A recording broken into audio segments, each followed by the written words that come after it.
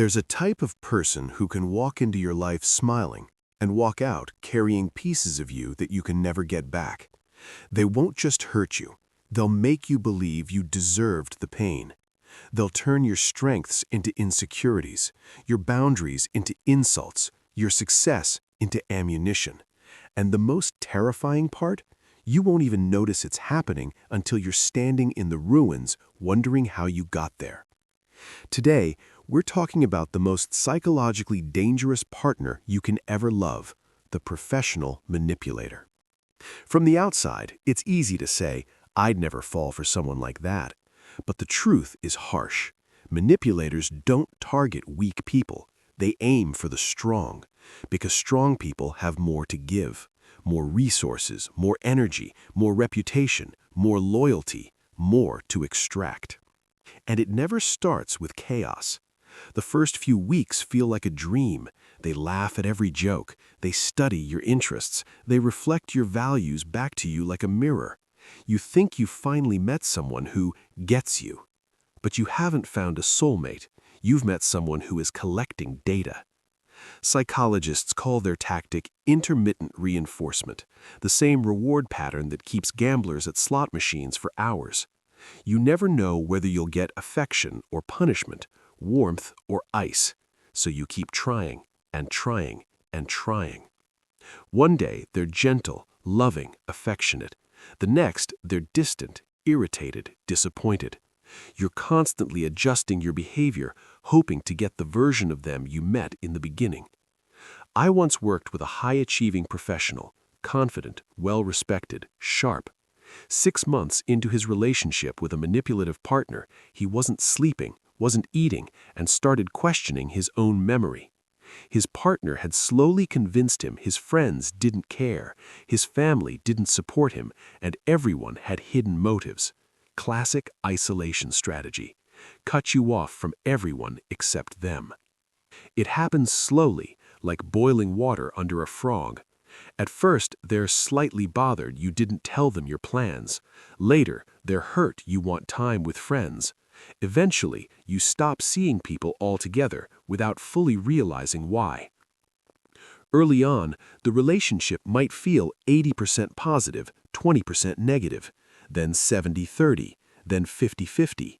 By the time it hits 20% positive, 80% negative, you're clinging desperately to whatever scraps of affection they decide to throw your way. Your nervous system gets rewired. You live in a constant state of fight or flight. Your body floods with cortisol, leaving you anxious, exhausted, and unsure of yourself.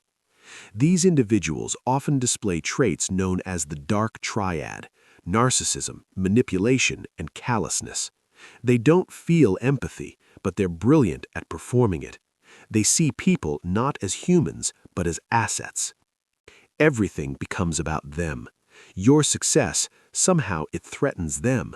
Your struggles, they make it about how your struggles inconvenience them. You become a background character in your own life. One client told me, I used to command rooms. Now I'm scared to order coffee. His partner criticized everything: his tone, his walk, the way he chewed his food. Over time, he stopped recognizing himself. Financial exploitation is another weapon. Manipulators love urgent crises, unexpected emergencies, and dreams only you can help support. Your resources become theirs, but their resources stay tightly guarded. I've seen people pay for rent, cars, education, and debts for someone who claimed love, only to be discarded the moment the money stopped. The warning signs always appear early: love bombing, rushing intimacy, victim mentality, boundary testing, stories where they're never at fault. The affection feels magical because it's strategic. It's a manufactured dependency. Here's what most victims misunderstand. You can't fix a manipulator. Manipulation isn't a symptom, it's their method. It's how they navigate life.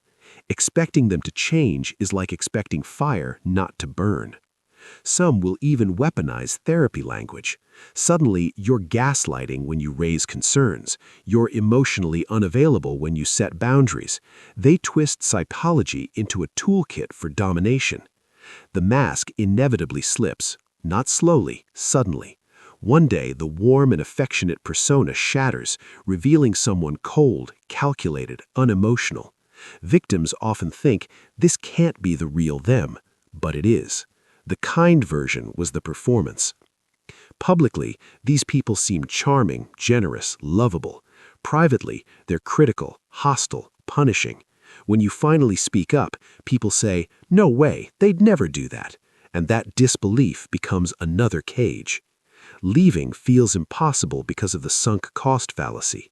You've invested so much that walking away feels like losing, but staying only makes the loss greater.